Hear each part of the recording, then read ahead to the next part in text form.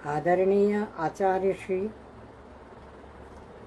गुरुजनों, साधर्मी भाइयों और बहनों, आचार्य श्री एवं गुरुजनों के चरणों में नमोस्तु नमोस्तु नमोस्तु। साधर्मी भाइयों और बहनों, जय जिनेन्द्र। मूक माटी की अगली कड़ी हम शुरू करने जा रहे हैं। देखते हैं कहाँ तक पहुँचे थे। हमने देखा था कि कुंभकार का माटी माँ को कुचलते हुए, गीली करते हुए, रौंदते हुए उसका एक पाँव जो है वो चेतनहीन हो गया था, जड़ हो गया था। उस पर अनेकों शरीर के अंग उपांगों ने प्रतिक्रियाएं दी, माटी ने भी दी, शिल्पी ने दी। और हमने देखा था कि ये आंखें विशेषकर बड़ी दूरदर्शिनी है और शिल्पी के सारे उपांग उत्तम अंग, शरीर, पंचेंद्रिय, भावेंद्रिय आदि सब उस पथ के पथिक बने हैं। जिस पथ के पथिक पांव बने हैं उस पथ के पथिक बने हैं। तो माँ माटी को पाँवों से कुचलना अनुचित मानकर पाँवों का असहयोग करने का पद का सब ने चुना।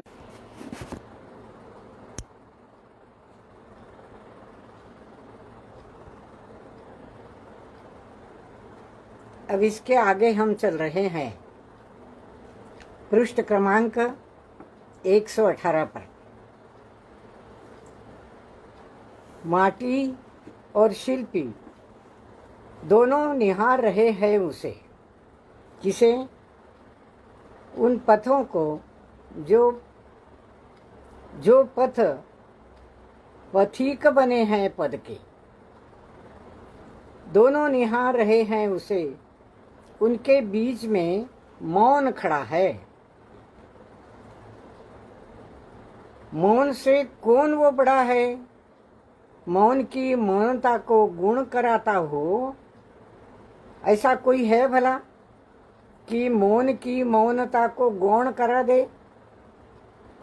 और मौन गुनगुनाने लगा है, उसे जो सुने वही बड़ा है मौन से। मौन को जो सुने वह उससे बड़ा है। क्या मौन को सुना जा सकता है? मौन तो वचनों से रहित होता है। मुख से निकलने वाले शब्दों से भी और मन से निकलने वाले विचारों से भी वह रहित होता है। फिर उसको कैसे सुना जा सकता है? पर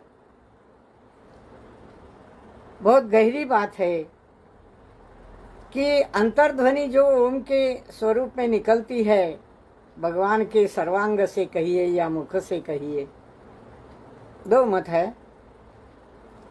तो उस ओम ध्वनि को सुनना, ओंकार नाद को सुनना बड़ी कठिन बात है। तो इसलिए मौन गुनगुनाता है कि उसे जो सुने वही सबसे बड़ा मौन है। मौन रहकर अंतरात्मा की आवाज को सुनना, अंतरतम आवाज को सुनना बड़ी महान बात है, बड़ी कठिन बात है। ऐसा कोई बड़ा नहीं कि जो उसे न माने, और जो सुने वही बड़ा है मौन से। कैसा है देखिए आगे। बोल की काया वह अवधि से रची है ना, ढोल की माया वह परिधि से बची है ना। परंतु सुनो, आगे 119 पृष्ठ पर, परंतु सुनो, पोल की छाया को अवधि सीमा कहाँ? वह तो सबकी निधियों की निधि है। बोध की जायासी सदियों से शुचि है ना, शुचि है ना। माटी की ओर से मौन मुड़ता है पहले, मोम के समान मौन गलता पिघलता है, और मुस्कान वाला मुख खुलता है उसका। मृदु मीठे मोदक सम, समतामय शब्द समूह, निकलंकता निकलंकता है उसके मुख, निकलता है उसके मुख से। पढ़ने में थोड़ी आंखों की तकलीफ की वजह से गड़बड़ी कभी कभी हो जाती है। निकलता है उसके मुख से। अब ये मौन बीच में खड़ा हो गया है शिल्पी के और माटी के, और ऐसे मौन को जो सुने वो बड़ा है। क्या कहता है मौन? बोल की छाया है वह, कैसा है मौन? बोल की छाया है, काया है वह, अवधि से रची है ना, अवधि से, बहुत काल से, जन्मा जब से। अवधि शब्द के यहाँ दो अर्थ लिए जा सकते हैं। एक तो बहुत काल बीते हुए जब से यह मौन रचा हुआ है, यह बोल की काया है, और अवधि से रची है ना। अवधि उस अंतराल को भी कहते हैं, और मति ध्यान, श्रुत ध्यान, मनपर्य, अवधि मनपर्य वगैरह, ये ज्ञान में भी अवधि शब्द आता है। तो ये अवधि शब्द, ये अवधि से रचा हुआ है मौन। यहाँ काल और अंतराल का अर्थ अधिक मुझे ठीक लगा कि ऐसा मौन जो जन्म जन्म से इस शरीर के साथ जुड़ा है, वह क्या है? ढोल की माया है, काया की छाया है, बोल की काया है, और ढोल की माया है। ढोल क्या होता है? ढोल जब बजता है ना, तो उसके ऊपर जो चमड़ी होती है उसको बजाने से आवाज निकलती है। अंदर तो क्या होता है? वो पोला होता है। तो ढोल की माया है वो आवाज जो है वह ढोल के समान है। ये शरीर जो है यह एक ढोल के समान है। उसकी वचन यंत्रणा भी उस ढोल से निकलने वाली आवाज है, और उसकी जो परिधि है, सीमा है, मर्यादा है, जैसी वर्तुल की होती है, उससे वो बचकर निकल जाती है। जैसे ढोल की आवाज ढोल की परिधि से बचकर बाहर निकल जाती है, दूर तक पहुंचती है, वैसे यह मौन की आवाज भी दूर तक पहुंच जाती है। और क्या है वह? कैसी है वह? पोल की छाया की अवधि सीमा कहाँ? जो पोल है जिसमें कुछ नहीं, केवल आकाश मात्र है, उसकी कोई अवधि है भी भला? कोई सीमा है, अंतराल है कोई उसमें? कहाँ तक फैला है ये आकाश? तो उसकी कोई सीमा नहीं है। वह सब निधियों की निधि है। यह पोल की छाया, पोल की अवधि, पोल की सीमा,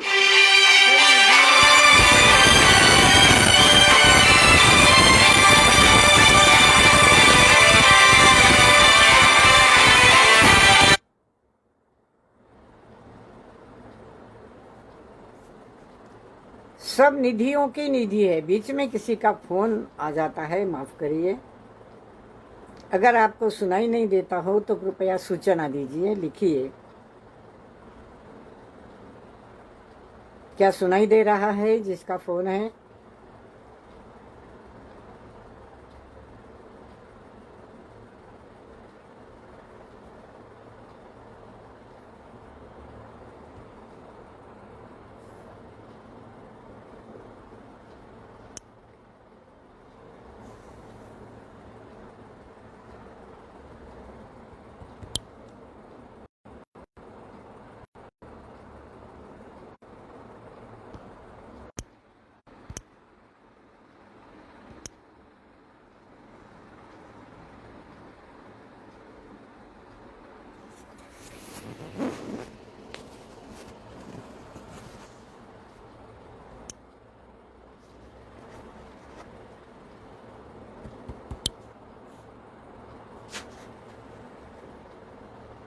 फिर से आरंभ करती हूँ।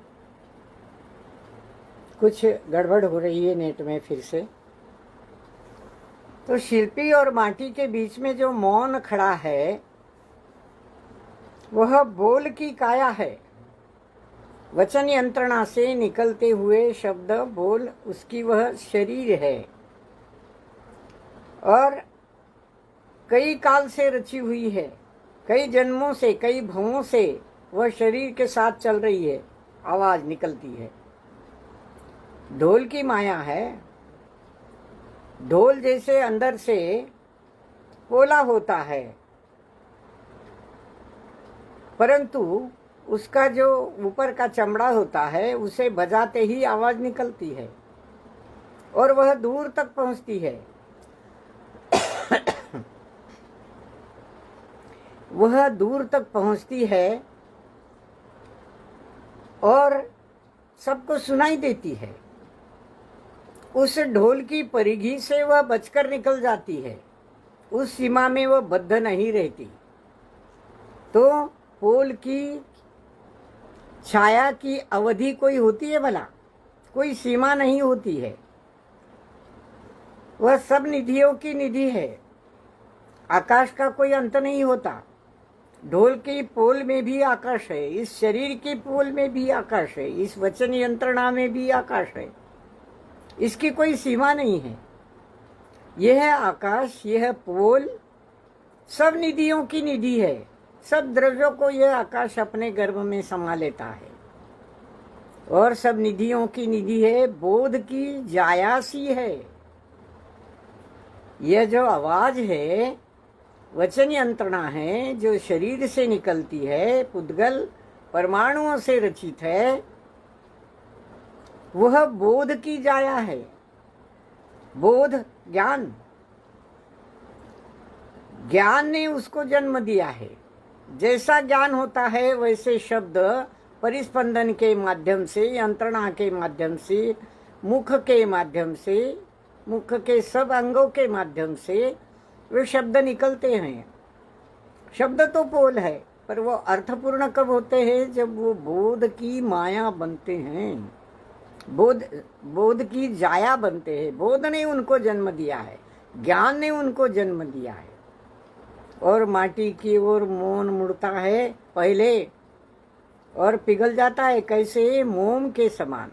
जैसे मोमबत्ती पिघलती है, ज्योति देती है, प्रकाश देती है, वैसा यह बोध शब्द, उसके माध्यम से होने वाला बोध भी सबको ज्ञान देता है।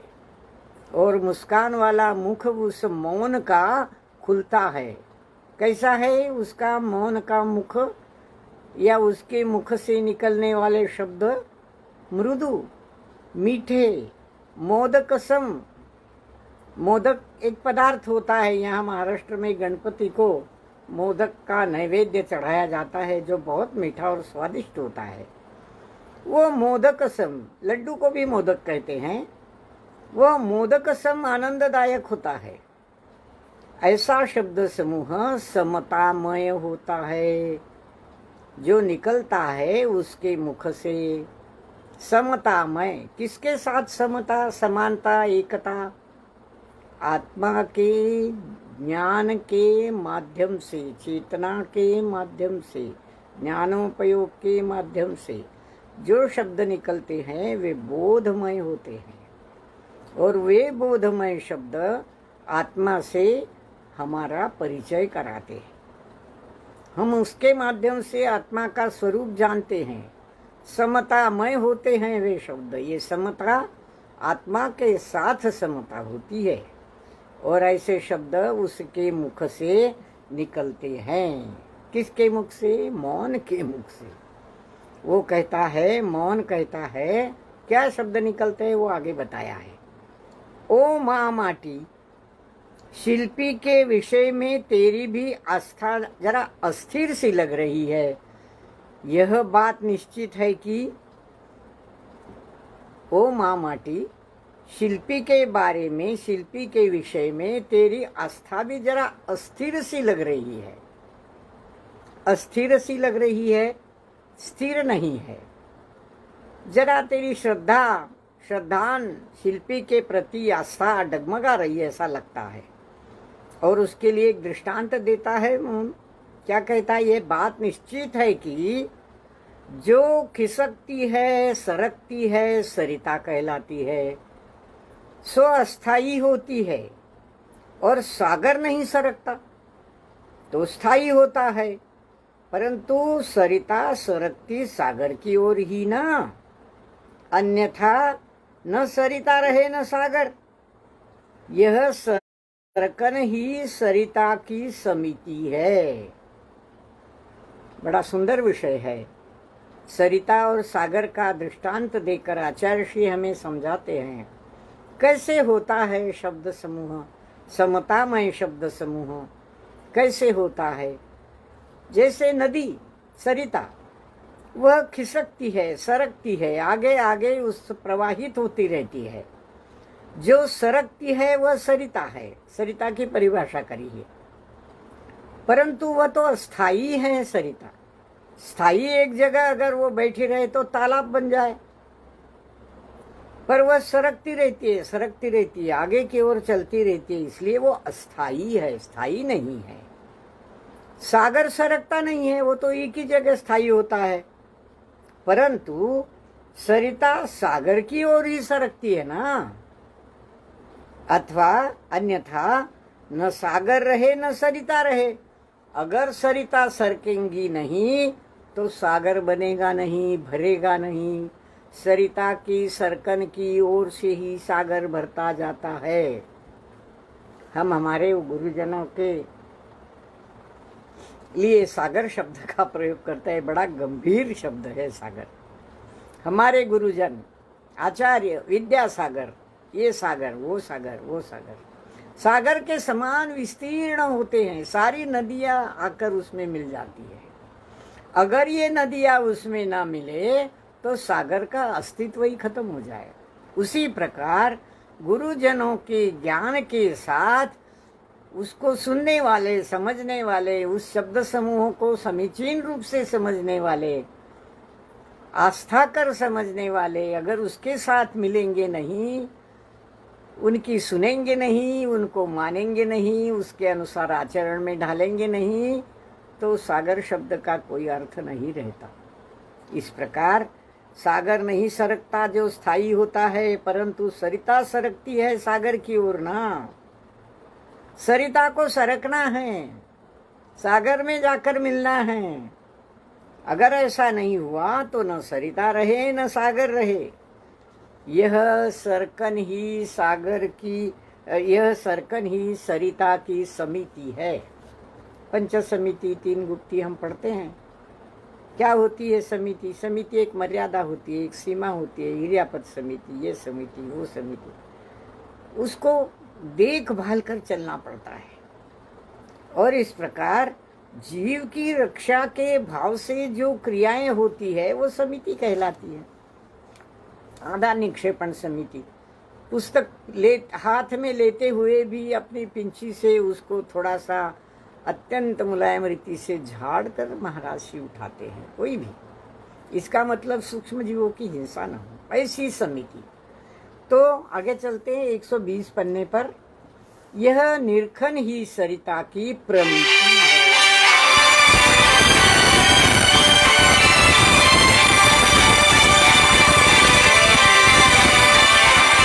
प्रमिति है। निरखन ही समिता की प्रमिति है। बस यही तो आस्था कहलाती है। जब तक उसे चरण नहीं मिलते चलने को, और आस्था के बिना आचरण में आनंद आता नहीं, आ सकता नहीं, फिर आस्था वाली सक्रियता ही निष्ठा कहलाती है। यह बात भी ज्ञात रहे।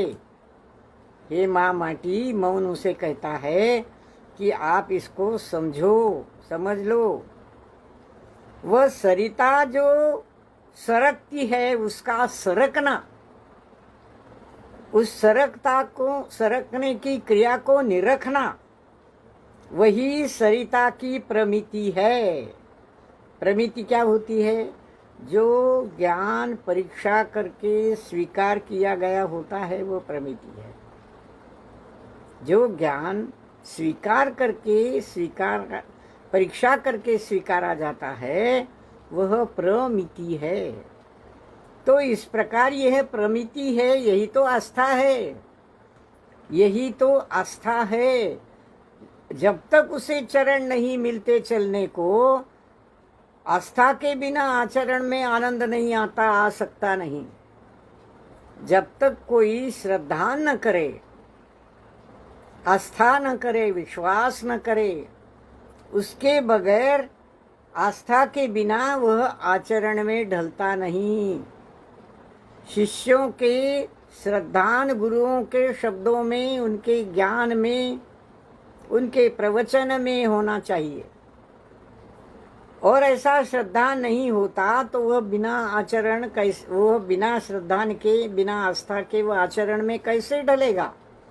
पर वह आस्था भी वह निरीक्षण है, परीक्षा प्रधानी है, तब तो वह आस्था कहलाती है। बिना परीक्षा प्रधानता के कोई आस्था अगर केवल ऊपर के दिखावे के रूप में करे तो वह आस्था नहीं होती। उसे वह चरण नहीं मिलते चलने को, आचरण नहीं होता उसका। और बिना आस्था, बिना आचरण के उसके जीवन में आनंद भी नहीं आता। आगे सरकने की क्रिया, दिन ब दिन साधना को बढ़ाने की क्रिया उसके जीवन में, उसके आचरण में नहीं उतरती और वह साधक अपने पथ की ओर आगे आगे नहीं बढ़ता। उसके जीवन में आगे बढ़ने का, सरकन का, निरखने का, ज्ञान के बोध का, आस्था रूप समिति का जो उसे मिलना चाहिए, चरण मिलना चाहिए, वैसे चरण मिलना चाहिए। सच्चे देव शास्त्र गुरु के चरण अगर मिलेंगे तो वे आचरण में झलकेंगे। और यह आस्था वाली सक्रियता निष्ठा कहलाती है। श्रद्धान के अनेक अर्थ के बड़े सुंदर सुंदर पहलू है, आयाम है। आस्था, श्रद्धान, निष्ठा, विश्वास सब एक ही शब्द के भिन्न भिन्न कोणों को, आयामों को दिखाते हैं। ऐसी आस्था निष्ठा कब बनती है, श्रद्धा कब बनती है, ऐसे ही श्रद्धा ही निष्ठा कहलाती है। वह निष्ठा जो ढलती नहीं, फिर एक बार जम गई तो जम गई। परीक्षा करने के बाद उस गुरु के शब्द हमारी साधकता के मार्ग में, साधना के मार्ग में जब सबसे ऐसा लगता है कि अब यही हमें अपने मार्ग से आगे पहुंचाएंगे, तब वह निष्ठा में बदल जाती है। ऐसा अस्थिरता उसकी, और वह स्थिर हो जाता है श्रद्धान में, और वही स्थिरता आचरण में ढलती है, वही निष्ठा कहलाती है। यही बात ध्यान में रहे। माँ माटी ये मौन उसको सिखा रहा है, माँ माटी को। बड़ी मजेदार बात है। निगूढ़ निष्ठा से निकली निशिगंधा की निरी महकसी, भीतरी वातावरण को सुरभित करती जो, वही निष्ठा की फलवती प्रतिष्ठा प्राण प्रतिष्ठा कहलाती है। जन जन भविजन के मन को वह सहलाती है, सुहाती है। ऐसे गुरुओं के पीछे लाखों लोग उनके दो शब्द सुनने के लिए तरसते हैं। लाखों की भीड़ में दूर दूर से जाते हैं उनके दर्शन को, उनके शब्द सुनने को। तो वह निगूढ़ निष्ठा से निकली आस्था जो गूढ़ नहीं है, गूढ़ नहीं है, निरावरण है। एक प्रकार से वह मूर्त हो जाती है आस्था। और ऐसी आस्था कैसी होती है? एक सुंदर महक होती है। कैसी महक? निशिगंधा की निरी महक। निशिगंधा, रजनीगंधा, जो रात को फूल खिलते हैं, सुंदर सुवासिक होते हैं, ऐसे सुवासिक फूल, निशिगंधा के फूल जैसी वह निष्ठा एक नीरी महक, एक कोरी महक फैलाते रहते हैं। और कैसी महक फैलाते हैं जीवन में? भीतर भी और बाहर भी। साधक के मन में अंतरतम तक वह निशिगंधा की महक जो निष्ठा के समान निर्माण होती है, वह अंदर भी फैलती है, फिर उसकी निष्ठा कभी डलती नहीं। वह निष्ठा एक ऐसी महक है जो भीतर तक, अंदर तक उतर जाती है। बाहर तो नाक को वो सुरभित करती रहती है, सुगंधित करती रहती है, पर भीतर का जगत भी वह सुरभित कर देती है। सुरभित करती जो, वही निष्ठा की फलवती, निष्ठा की फलवती, फल देने वाली निष्ठा। कैसा फल देने वाली निष्ठा? प्राण प्रतिष्ठा वह कहलाती है। प्रतिष्ठा, निष्ठा की वह अंतर्बाह्य प्रतिष्ठा अगर साधक में उतर जाए, उसके आचरण में बाहर ही उतर जाए और अंदर विचारों में, ज्ञान में समयोचित, समुचित इस प्रकार की निष्ठा निर्माण हो जाए, तो वह निष्ठा प्राण प्रतिष्ठा के समान प्रतिष्ठित हो जाती है। प्रतिष्ठित हो जाना, जम जाना। हम मूर्ति प्रतिष्ठित करवाते हैं, इतना ही प्रतिष्ठा का अर्थ हमें मालूम है। वो प्राण प्रतिष्ठा कर देते हैं, पंच कल्याण कराते। अरे भाई, यहाँ तो आस्था का पंच कल्याणी हो रहा है, इस जीव का कल्याण हो रहा है सब तरफ से। आस्था जब निष्ठा में बदल जाती है तो वह निष्ठा प्राण प्रतिष्ठा के समान प्रतिष्ठित हो जाती है। एक मूर्ति हमारे हृदय में स्थापित हो जाती है। जरा सी आंखें बंद कर ली, नीचे देखा, अंदर देखा और दर्शन हो गए। ये स्थिति निर्माण हो जाती है। तो यह प्रतिष्ठा तब प्राण प्रतिष्ठा कहलाती है। और ऐसी प्रतिष्ठा, निष्ठा की प्रतिष्ठा, श्रद्धान की, आस्था की प्रतिष्ठा जन जन भविजन के मन को सहलाती है, सुहाती है, सुखाती है। वही बात फिर आ जाती है कि एक साधक शिष्य अपने गुरु के प्रति जो श्रद्धान करता है, उसकी प्राण प्रतिष्ठा अपने हृदय में कर लेता है, तब वह प्रतिष्ठा भविजन के मन को भी सहलाती है, सुख का आभास करती है, सुहाती है, अच्छी भी लगती है। धीरे धीरे इस प्रतिष्ठा का पात्र फैलाव पाता जाता है। प्रतिष्ठा का निर्माण तो हो गया, अब आगे क्या होता है उस प्रतिष्ठा का? धीरे धीरे प्रतिष्ठा का पात्र फैलाव पाता है पराकाष्ठा की ओर। जब प्रतिष्ठा बहती बहती स्थिर हो जाती है जहाँ, वही तो समीचीन संस्था कहलाती है। यूं क्रम क्रम से क्रम बढ़ाती हुई वही सही आस्था ही वह निष्ठा प्रतिष्ठाओं में से होती हुई सच्चिदानंद संस्था की सदा सदा के लिए क्रय विक्रय से मुक्त अव्यय अवस्था पाती है।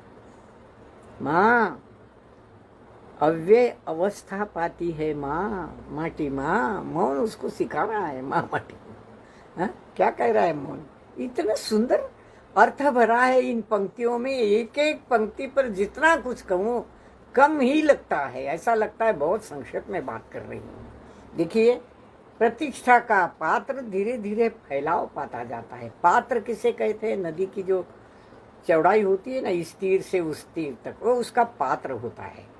तो प्रतिष्ठा का पात्र फैलाव पाता है।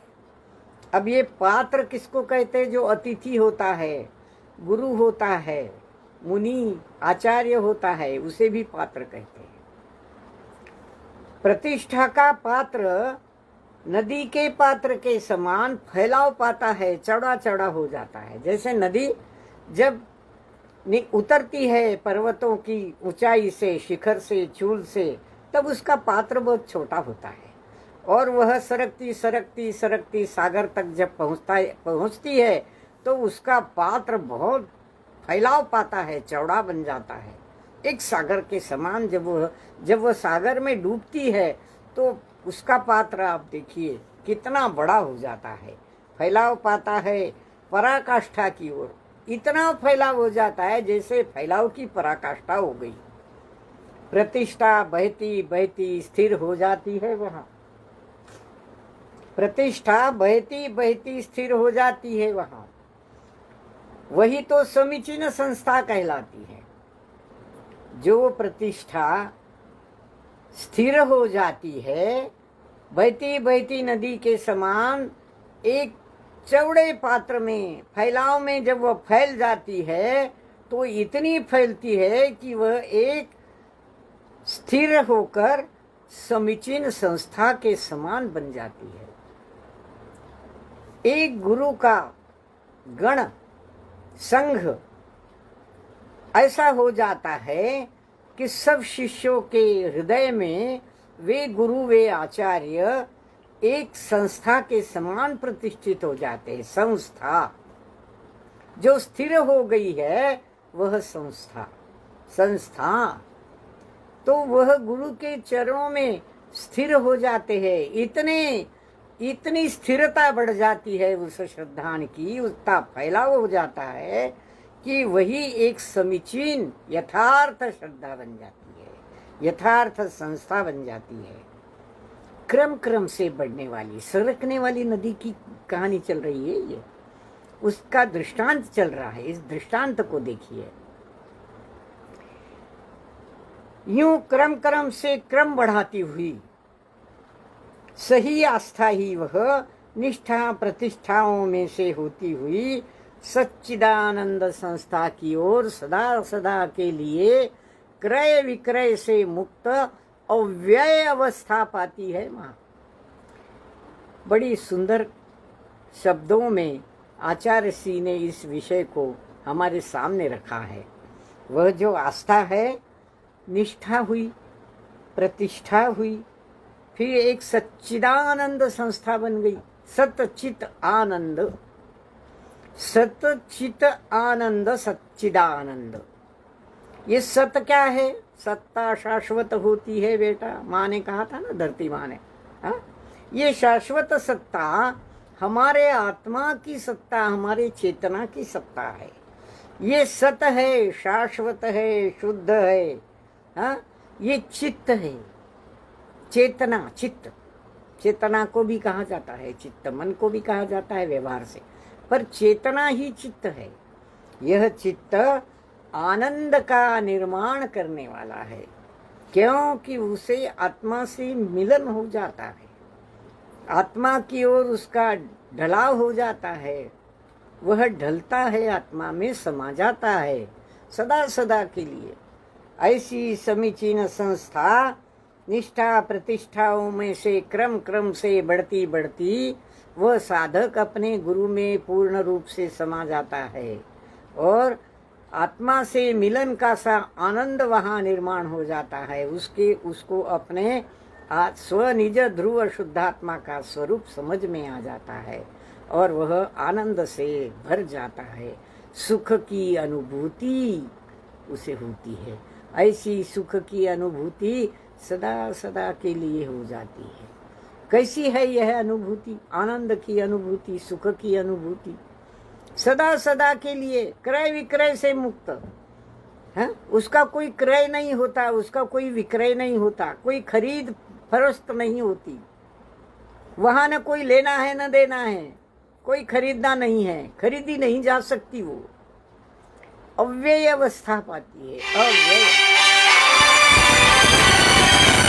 अवस्था, अव्यय अवस्था जिसका व्यय नहीं होता, व्यय नहीं होता, उसमें कोई बदलाव नहीं आता, कोई खर्च नहीं होता, उसका कोई नुकसान नहीं होता।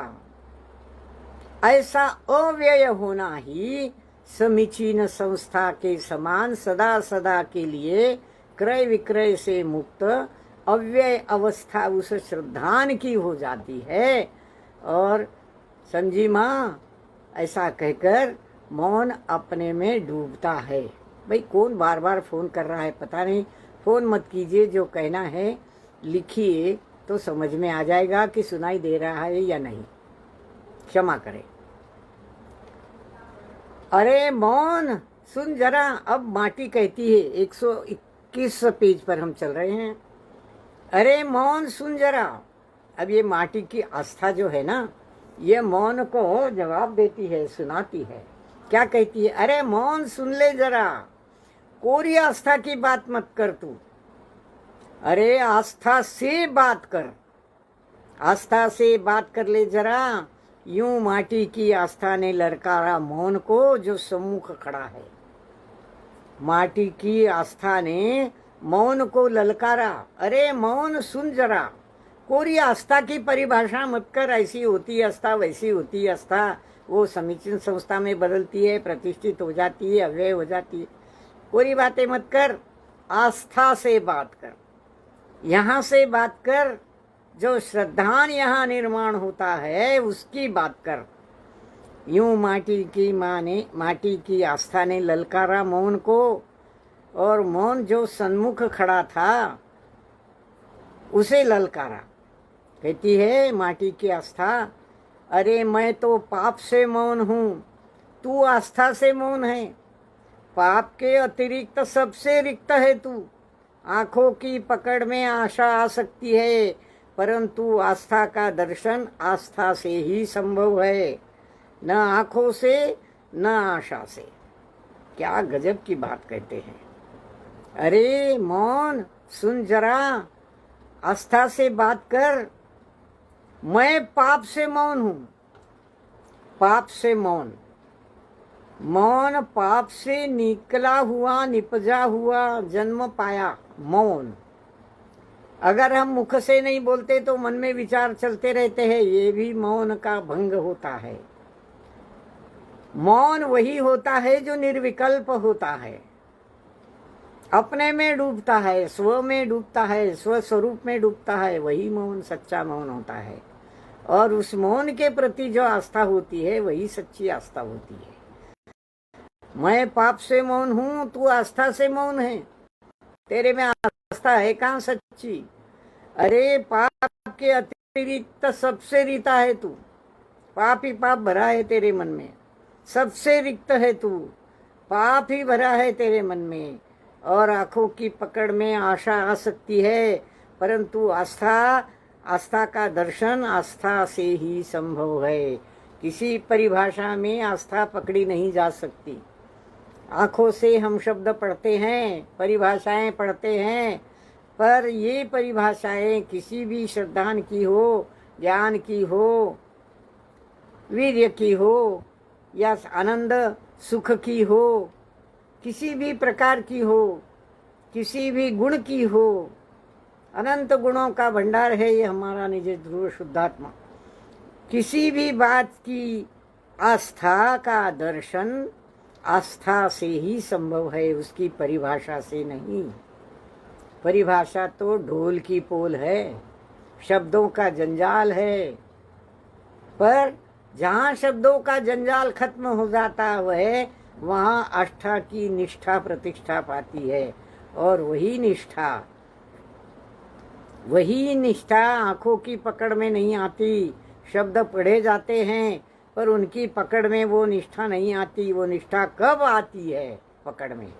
जब आस्था अपने दर्शन में आती है, अपने ज्ञाता दृष्टा आत्मा में उतरती है, तब वह आस्था से ही संभव होती है। उसका दर्शन न आंखों से होता है न आशा से होता है। आशा भाव, एक भाव, आज नहीं तो कल होगा, ऐसे किसको हम आशा कहते हैं। पर ऐसी आशा से भी वो कल होगी, करते रहो, ऐसा नहीं होता। आस्था के दर्शन तो हृदयवती आस्था से ही संभव होती है। नींव की सृष्टि वह पुण्य पाप से रची इस चर्म दृष्टि में कहाँ, चर्म दृष्टि में नहीं, अपितु आस्था की धर्म दृष्टि में ही उतर कर आ सकती है। ये माटी की आस्था मौन को समझाती है। क्यों? कैसी है वो आस्था? जो आस्था के दर्शन आस्था से ही संभव होते हैं, वह आस्था उस नींव की सृष्टि है। वह उस नींव किसे कहते हैं? जो इमारत जिस पर खड़ी होती, जमीन के अंदर जो मोटी सी दीवार खड़ी होती है और उस पर इमारत रची जाती है, वो नींव होती है। नींव जितनी पक्की हो उतनी इमारत कितने मंजिल की हो, 50 मंजिल की इमारत बन जाती है।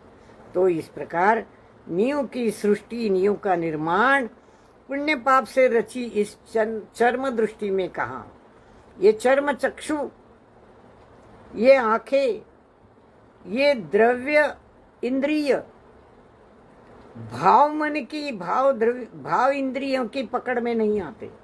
ये पुण्य पाप से रचे ये द्रव्य इंद्रिय चर्म दृष्टि में, चर्म चक्षुओं में दिखाई नहीं देते, क्योंकि इस द्रव्य दृष्टि को उतनी ताकत ही नहीं है जो बिना भाव के समझे। और भाव का परिणमन कहाँ होता है? भाव का परिणमन जीव में होता है, आत्मा में होता है। चेतना के ज्ञानोपयोग दर्शनोपयोग के द्वारा वह पकड़ में आता है। तो यह चर्म दृष्टि में नहीं, अपितु आस्था की धर्म दृष्टि में हो, धर्म दृष्टि में ही उतर कर आ सकती है। कैसे आती है आस्था? आस्था की धर्म दृष्टि में आती है उतर कर, चर्म दृष्टि में उतर कर नहीं आती। केवल देखने मात्र से कुछ नहीं होता। ये बाहरी देखना जो है, ये बाहरी देखना शब्दों को पढ़ना है, शब्द कानों से सुनना है, परंतु ये सारी चर्म दृष्टियां हैं। ये चर्म दृष्टि आस्था को निष्ठापूर्वक उसकी प्रतिष्ठा नहीं कर सकती। कैसे होती है आस्था की प्रतिष्ठा? आस्था का जो धर्म है, आस्था का धर्म क्या है? आस्था का धर्म वही है जो हृदय में अपने मन के द्वारा अपने अंतरतम तक, अपने आत्मा के समीचीन यथार्थ स्वरूप तक पहुंचाती है। वही आस्था सही आस्था होती है, वही धर्म दृष्टि है। आस्था एक धर्म दृष्टि है। कौन सा धर्म? जैन धर्म या दूसरा कोई धर्म? धर्म वस्तु का स्वभाव होता है। हमारी आत्मा भी एक वस्तु है, उसका धर्म है, समीचीन धर्म है कि उस पर ऐसा श्रद्धान करो, उसके धर्म पर दृष्टि करो, उस वस्तु के स्वरूप के धर्म पर दृष्टि करो। उसका स्वरूप क्या है? वस्तु का स्वरूप ही उसका धर्म है, आत्मा का स्वरूप ही उस आत्मा का धर्म है। उस आत्मा में श्रद्धान करना हो तो उस पर ऐसी दृष्टि जमाओ जो चर्म चक्षुओं को नहीं दिखती। आस्था की धर्म दृष्टि में ही वो उतर कर आ सकती है। ऐसी आस्था, बाहर आई आस्था माटी की, वह गहरी मती में लौटती हुई मुड़कर मौन को निहारती सी, थोड़ी भी लाल भी हो आई है उसकी आंखें। आस्था की आंखें कुछ लाल हो गई है, थोड़ा सा क्रोध आ गया है उनमें। बाहर आई आस्था की माटी, आस्था माटी की आस्था बाहर निकल कर आई है, बोल रही है, कह रही है, मौन को सिखा रही है। उल्टा अपनी गहरी मति में फिर से लौट जाती है। वो अपनी गहरी मति में, अपने गहराई ज्ञान की गहराई में लौट जाती है और मुड़कर मौन को भी देखती है, और मौन को देखती है और उसकी आंखें कुछ लाल सी हो गई है, कुछ छोटा सा क्रोध भी उसको हो गया है। और क्यों ऐसी आंखें लाल हो गई है उसकी? मौन कुछ भी बकता है। आस्था की परिभाषा करने चला था, समझता वमझता तो कुछ नहीं। अरे आस्था कैसे निर्माण होती है? आस्था के धर्म से ही निर्माण होती है। उसका स्वभाव वो अंदर होता है। उसका श्रद्धान ऐसा करो कि तुमको बिना इस चर्म चक्षु को भी सब दिखने लग जाए, उसका स्वरूप दिखने लग जाए। ध्यानावस्था में जब साधक होता है तो सारे विकल्प बंद करके अंदर उतर जाता है, अपने स्वस्वरूप को पर्याय की सीढ़ी पर खड़ा होकर देखता है। तब यह आस्था उसकी, उसमें श्रद्धान की स्थिति, निष्ठापूर्वक श्रद्धान की स्थिति निर्माण हो जाती है। तो मौन को डराती हुई तुरंत, आगे चलते 122 पेज पर, मौन को डराती हुई तुरंत उसकी लाल आंखों पर शिल्पी की नीली आंखें नीलिमा छिड़कती पल भर। माटी की आंखें कुछ लाल हो गई है, माटी के आस्था की आंखें, कुछ थोड़ा सा क्रोध उसमें उभर आया है। माटी का रंग लाल होता है, इसलिए ये दृष्टांत दिया है। पर शिल्पी की नीली आंखें, उस पर नीलिमा छिड़कती है। उस पर नीलिमा, कौन सी नीलिमा? एक प्यार भरी दृष्टि।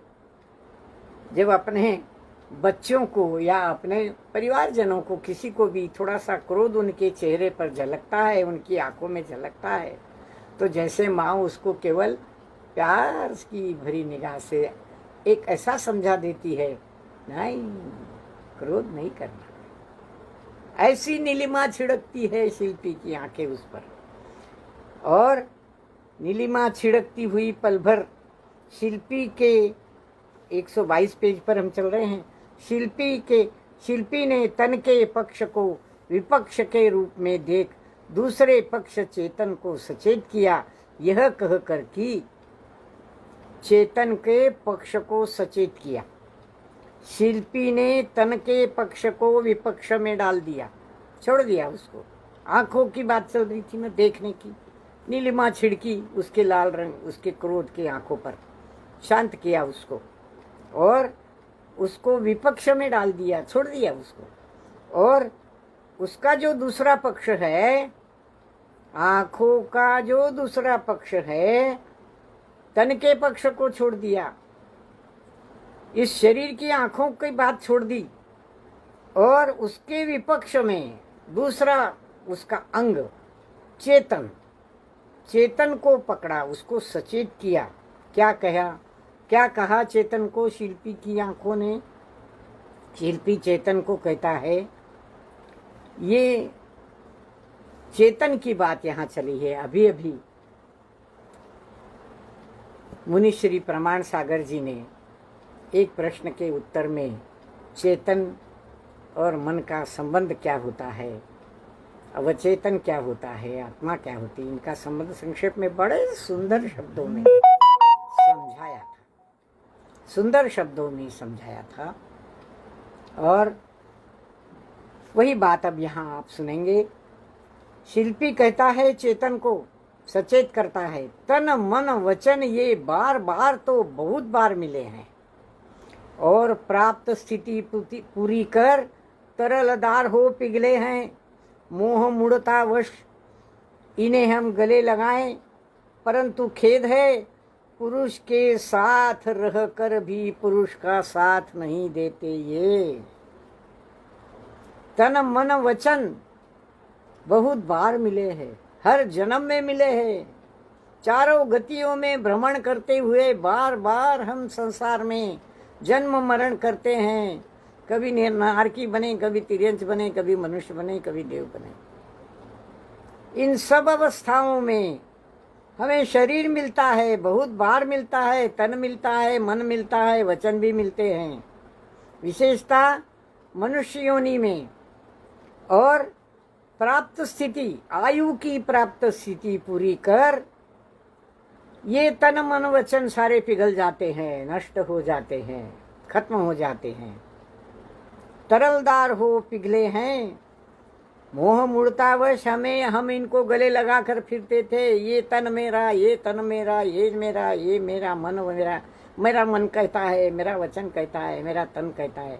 इस प्रकार मोह मूढ़ता के वशीभूत होकर हम इनको गले लगाए फिरते थे, अपना अपना मानते थे। परंतु खेद है, पुरुष के साथ रहकर भी इस शरीर में आत्मा का निवास है। पुरुष आत्मा इस शरीर में आत्मा का निवास है, उसके साथ ये शरीर रहता है। शरीर के साथ आत्मा रहती है, आत्मा के साथ शरीर रहता है। इस शरीर के साथ आत्मा रहती है, इस पुरुष के साथ रहकर भी ये शरीर पुरुष का कभी साथ नहीं देता है, उसको छोड़कर निकल जाता है। यह पुद्गल शरीर आत्मा का कभी साथ नहीं देता, उसके साथ नहीं जाता कभी। जब आत्मा उसे छोड़कर निकल जाती है तो जल्दी जलाओ, जल्दी हो जाती है। पुरुष के साथ रहकर भी मोह मूढ़तावश ये मन वचन काय का शरीर उसका साथ नहीं देता, उस आत्मा का साथ नहीं देता। और क्या करता है? निकल जाता है। उसके साथ रहकर भी उसका साथ नहीं देते हुए निकल जाता है। प्रकृति ने पुरुष को आज तक कुछ भी नहीं दिया। ये जो प्रकृति है, शरीर की प्रकृति, पुद्गल की प्रकृति, क्या दिया उसने पुरुष को? आत्मा को क्या दिया? कुछ नहीं दिया। वो दे ही नहीं सकता। वो क्या देगा? क्योंकि लेने वाला उससे कुछ लेता ही नहीं है, किसी से कुछ नहीं लेता। ये बात है। प्रकृति ने, सृष्टि ने जहां बार बार मनुष्य को, बार बार इस शरीर को जन्म दिया है, इस सृष्टि के क्रम में ये जन्म बार बार मिला है, ये संसार, ये सृष्टि, क्या इसने इस आत्मा को कुछ दिया है? कुछ भी नहीं दिया। न आत्मा ने इससे कुछ लिया है। यदि दिया भी है तो रस का भाग नहीं दिया, धोखा दिया है। रस का भाग नहीं दिया। कौन से रस का? आम का रस, गर्मी के दिन है, आम के रस की याद आ जाती है। हाँ, तो वो रस नहीं दिया। कौन सा रस? आत्मा के आनंद का रस, सुख का रस, वेदन, सुख का वेदन, आनंद का वेदन, जो आत्मा के साथ रहकर उसका स्वरूप देखकर मिलता है, वह रस इस सृष्टि ने, इस प्रकृति ने, इस पुद्गल परिणामों ने कभी नहीं दिया। उसने कभी आत्मा का साथ दिया ही नहीं, रस भाग नहीं दिया। फिर क्या दिया? धोखा दिया, छोड़कर निकल गया उसे। हाँ, कोरा धोखा दिया है। बड़ा धोखेबाज है ये शरीर। ये शरीर धोखेबाज है, छोड़कर निकल जाता है, कुछ देता लेता कुछ नहीं। बस समय खत्म हुआ, आयु पूरी हुई, अपनी स्थिति पूरी हुई कि निकल गया। धोखा दिया, कोरा धोखा दिया।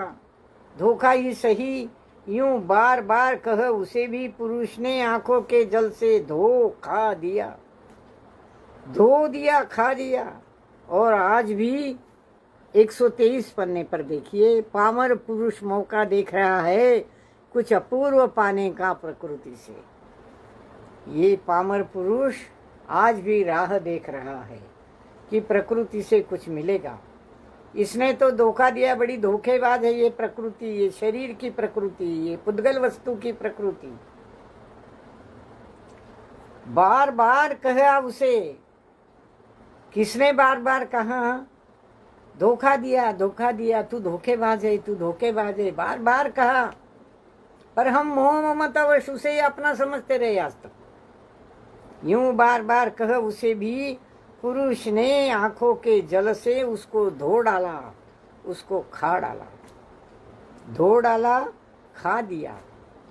किसको धो दिया? मोह मूढ़ता वश जो भाव परिणमन हो रहा था, उन सारे भावों को धो डाला, उस पुद्गल को अलग कर दिया अपने से और उसको एक प्रकार से छोड़कर निकल गया। नहीं मानता तो जा। होता है ना ऐसा कभी कभी, कोई बात नहीं मानता तो छोड़, हम उसे छोड़ देते हैं। उसी प्रकार इस आत्मा ने, पुरुष ने आंखों के जल से उसको धो दिया, उसको खा लिया। खा लिया, निगल लिया, जाने दो, उसका धोखा भी निगल लिया, छोड़ दिया उसको। क्योंकि उस धोखे का परिचय अगर उसको हो गया है तो वो उसके प्रति कुछ भी अपनी प्रतिक्रिया नहीं जाता, उसे पूरी तरह से छोड़ देता है। और क्या कहता है? ये पामर पुरुष मौका देख रहा है। पामर पुरुष, बेचारा पुरुष पामर, धन से गरीब नहीं, मन से गरीब नहीं। हाँ, ये पामर पुरुष बार बार समझा कर भी वो नहीं समझता तो उसे छोड़ देता है। ऐसी पामरता है इसमें। ऐसी पामर पुरुष कुछ अपूर्व पाने का प्रकृति से आज भी मौका देख रहा है कि इस पुद्गल से कुछ मिले, यह पुद्गल कुछ मुझसे ले, कुछ मुझको दे। इस प्रकार कुछ अपूर्व पाने का, प्रकृति से कुछ अपूर्व पाने का मौका देख रहा है। पर क्या ये मौका कभी सफल होने वाला है? इस पंचम काल में तो नहीं कि नहीं, किसी भी काल में यह पुरुष प्रकृति से कुछ पाने का कितना भी मौका ढूंढे, नहीं मिलने वाला। अपना चेतन अब शिल्पी को अपना आशय बताता है, अपना आशय बताता है। क्या कहता है चेतन? प्रमुख प्रमाण सागर जी महाराज ने चेतन का जो व्याख्या की थी, जो बात बताई थी, वो अब यहाँ आपको सुनने को मिलेगी। थोड़ी विस्तार से सुनेंगे। चेतन वाले वतन की ओर कम ध्यान दे पाते हैं। चेतन वाले, ये शब्द जो है ना, ये हृदय की पाटी पर, हृदय के पत्थर पर ऐसी टंकोत किरण करने के लायक है, खोद खोद कर उसको लिखने के लायक है, जो कभी न मिटे। चेतन वाले, वेतन वाले वतन की ओर कम ध्यान दे पाते हैं, और चेतन वाले तन की ओर कब ध्यान दे पाते हैं। इसलिए तो राजा का मरण वह रण में हुआ करता है, प्रजा का रक्षण करते हुए, और महाराज का मरण वन में हुआ करता है, ध्वजा का रक्षण करते हुए। सारी धरती जीवित है, सानंद सुखमय श्वास स्वीकारती हुई। माँ माटी चेतन को समझाती है। चेतन अब शिल्पी को अपना आशय बताता है।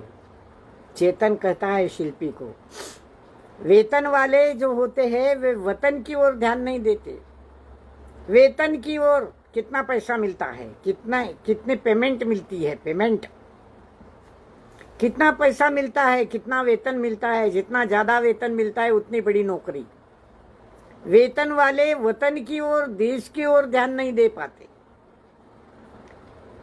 कम ध्यान दे पाते हैं।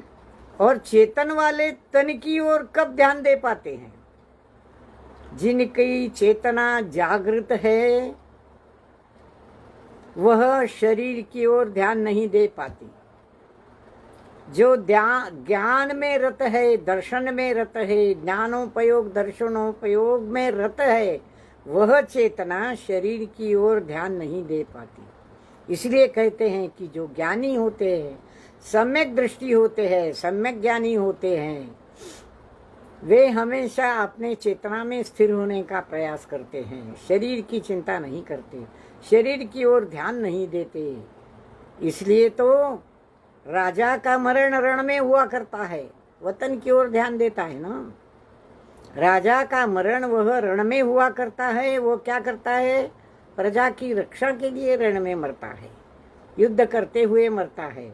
और महाराज का मरण उससे कितना भिन्न है। महाराज गुरु, उनका मरण वन में हुआ करता है, जंगल में हुआ करता है। वह किस ध्वजा की रक्षा करते हैं? वह धर्म ध्वजा की रक्षा करते हैं। धर्म ध्वजा की रक्षण करते हुए जिस ध्वजा की छांव में आज सारी धरती जीवित है, सारी प्रकृति जीवित है, सानंद सुखमय श्वास को वह स्वीकार रही है, ऐसी यह धरती, यह प्रकृति, यह सृष्टि, उद्गल शरीर से लेकर सब कुछ, यह धरती आज जीवित है, धर्म के बल पर जीवित है, और पंचम काल के अंत तक वह जीवित रहेगी। एक क्यों न बचे, उस एक धर्म को